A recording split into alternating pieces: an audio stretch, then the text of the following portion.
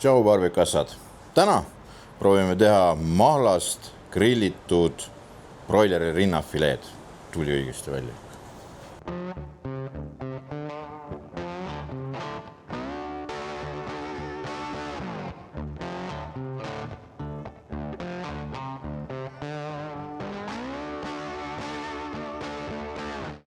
Esimese asjana paneme need rinnafileed likku, aga ükskõik millise leotuse puhul kehtib sama reegel. Enne kui sa hakkad lihaga üldse midagi toimetama, tee oma leotis valmis, et jõuaksid need ained sulandada sinna vedeliku sisse ja et ei tekiks olukorda, kus need maitseained tegelikult selle liha peale ei toimi. Et ideaalis võiks see palju varem juba valmis olla, teed päev varem kas või külmikus juhtu sellega mitte midagi. Aga teeme vedeliku. Nii, meil on Malcolmi pöörtprain ja mitte ainult ei lugenud, mis siin peal on, vaatasin sisse ka, kõik on täpselt nii, terved pipraterad, sool, loorberg, sidrunikoor ja nii edasi, et see on nagu, kõlab nagu õige asi. Siis see valem on tegelikult, et üks gallon on kuskil 3,7 kopikatega peaaegu 3,8 liitrit vett ja üks kapp Ameerika mõõdustikus siis 100 graami. Mul ei ole nii palju vedelikku vaja, ehk siis ma proovin teha pool vedelikku.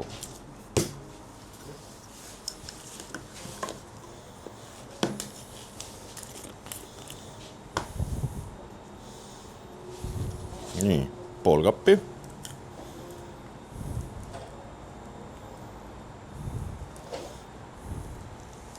Ja kuidas kaamera suudab näidata, aga siin on siis pipraterad, igast ürdid, see on see koor tõenäoliselt, igast kraami on siin loorbergi näen, loorberi, nii,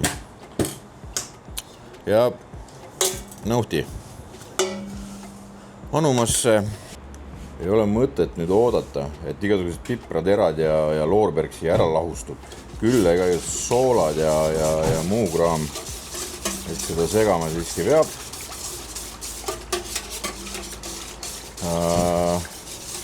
Eriti hea on näiteks, kui sa viitsid kuumutada seda enne, niimoodi, et need purud igasugused siia vedeliku sisse ikka korralikult saaks, siis muidugi pead korralikult maha jahutama selle, sest et sooja vedeliku sisse me ei pane midagi. Ja arvesta selle nõuga puhul ka seda, et see peab külmikusse mahtuma, et me paneme ta 8 tunniks ja kanale meeldib külm vedelik. Et võid ka veel samaka jääd siia sisse panna, mis on üks võistlustrik, mida ma ise kasutan kana leotamisel alati. Nii, päris naljakas lugu, mis mul sealt nüüd välja on tulnud sellest korbist. Et osad on väiksed, juba lõigatud rinnafileed nagu see ja olgem ausad, see on ka lõigatud.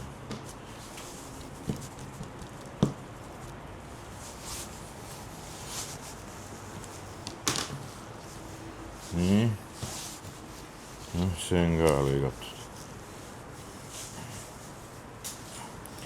Mis ma siin vajutan või teen on see, et ma üritan nad nagu jämeduselt ühtlaseks saada ühelt poolt ja teiselt poolt. Aga näiteks see ei ole lõigatud. Ja vabalt nüüd käsi peale.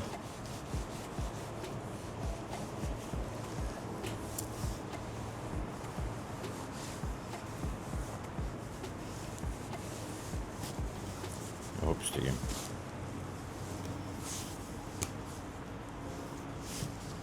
Sellega sama lugu.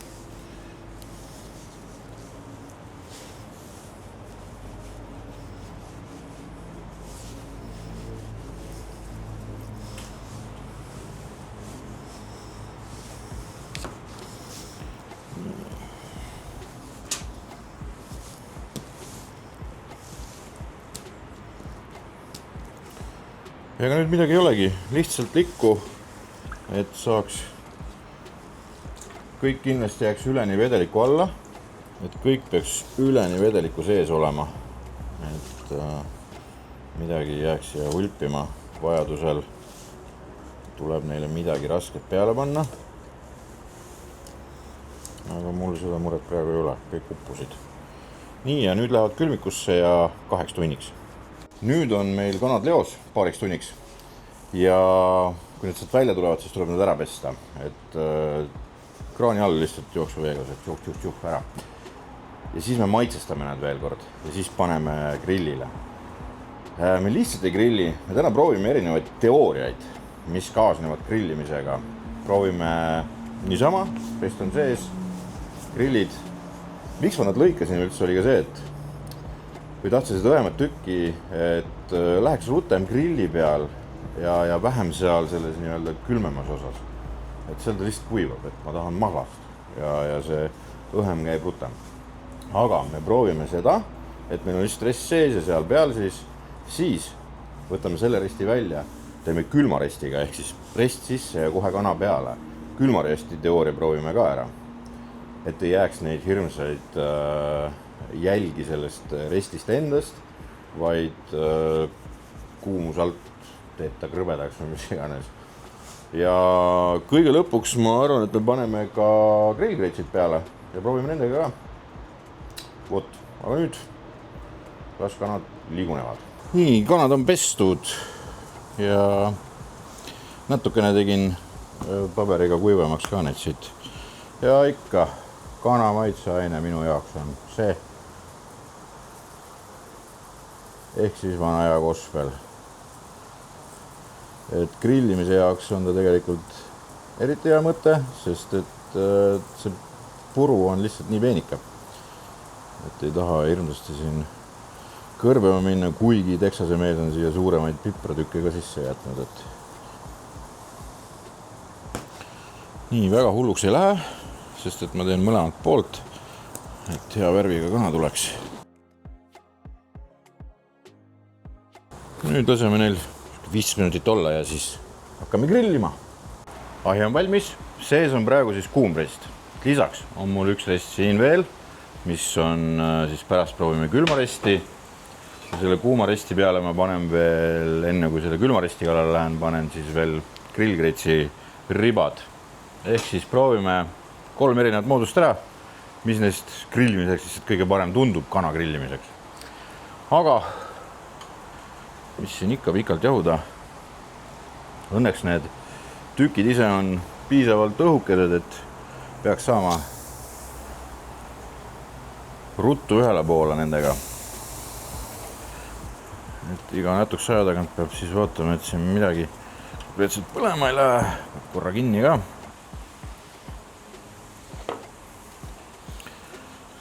Siin peab muidugi tunnetama seda ka sellise tegemise puhul, et kus sul on natukene jahedam, kus sul on natukene külmem, et võimaldaks sul siis liha liigutada.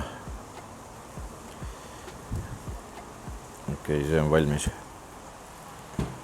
Aga jah, kuna need valmivad järjekorras, siis lihtsalt järgmise sammuna me peame hoopis maitsma kaste peale.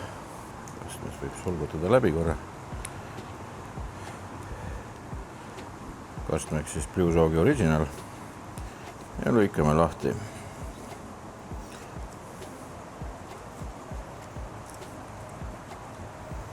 Nii. Maitsmise koht.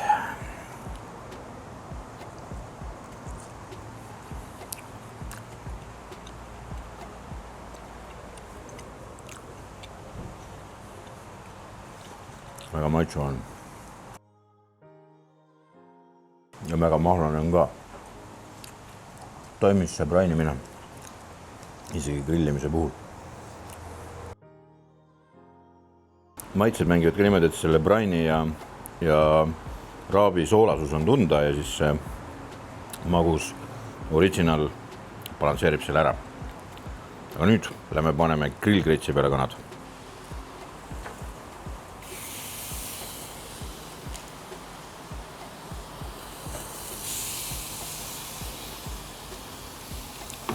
Nii, ja aga siin muud ei olegi, hakkame kella lugema. 1,5 minutit. Igaks üks vahepeal peab muidugi temperatuuri ka vaatama. Nii, üks pöören tehtud vahepeal. nüüd keerame teistpidi, vaata mis nägu on.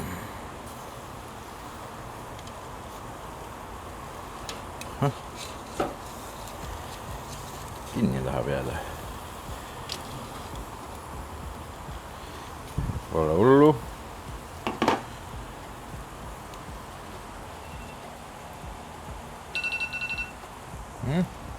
Oleks teha veel üks pööre.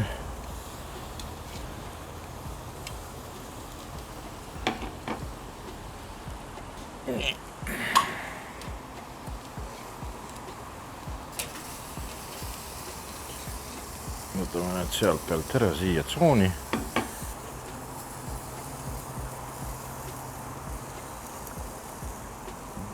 Ja sipa tahab veel. Sellega loodan. Seda kõtsipakene veel. Nii, kastme peale, äkki uut kastet võtma. Ikka kallist kraami raiskad. Nii. Noh, need grillgreitsi jutid on peal, aga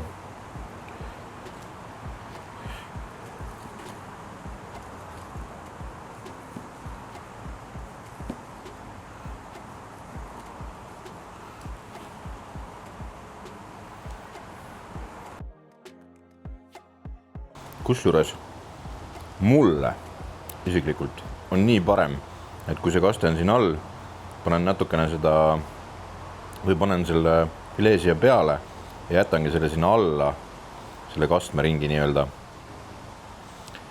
Võid kalla teda üle, et seda soolasust nagu rohkem saada, et kanale sool meeldib. Aga erinevus on see, et see kooruk on oluliselt tummisem.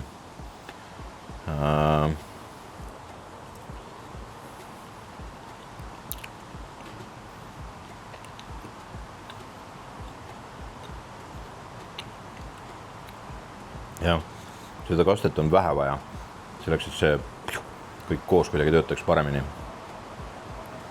Aga see kooruk on jah tugevam, mahlasus on endiselt, kellad on põhjas, et seda praini on mõnusalt tunda. Ma ei teagi, kumba helistada.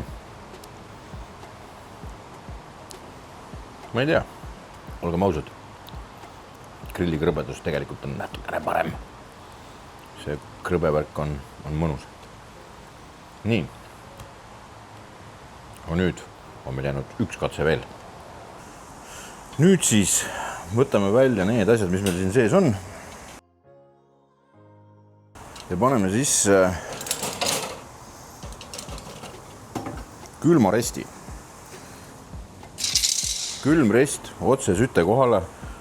Teooria siis ütleb, et see peaks laskma siis kanal endal rohkem krõbedust tekitada ilma, et seguks rest, kes teda kõrvetama lausa hakkab. Aga proovime ära selle värgi.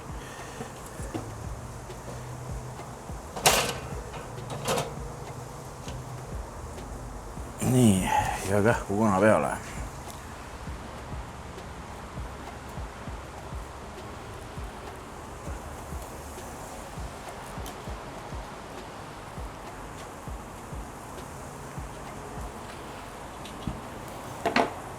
Muidugi mingi hetk läheb ju see rest ka kuumaks, et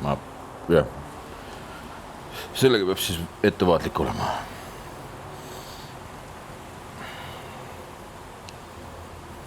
Ja neid kanu peab siis aeg-ajalt seal peal liigutama.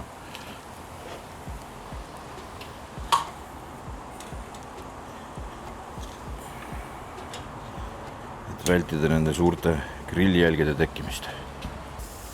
Ma ütleks, et need said veel see kõige rutem valmis. No on näha tegelikult, et siin kaamerale lähemale on hakanud resti jälg juba vaikselt lõpuks ikkagi tulema. Ja siin on ka õrn triip on siin peal. Aga iseenesest ei midagi hullu. Liigutame kastmes ringi.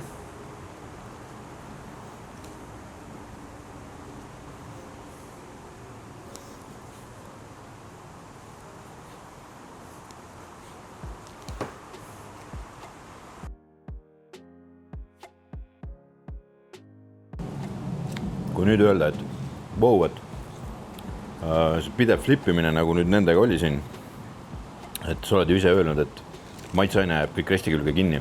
Jääbki, kui see rest on kuum, aga see rest ei olnud kuum ja see maitseaine on siin väga hästi peal praegu. Ehk siis minu võitja nendest meetodist on kindlasti see külma resti oma, sest et see on mõnusalt krõbe, ei ole mingit kõrvemisjälgi ja väga hästi on valmis ja ülimahlane. Et mis kõige olulisem, see maitseaine, see gospel ise on siit kõige paremini tunda. Et sellele, kui suures võib isegi rohkem panna kastet peale, kuna see gospeli soolasus lööb siin välja. Et võib teha need pööramised isegi terve tükiga ja siis süüa. Proovi ära külmaristi teooria ja kanaliotis ka väga head on. Näeme järgmine nädal. Tšau!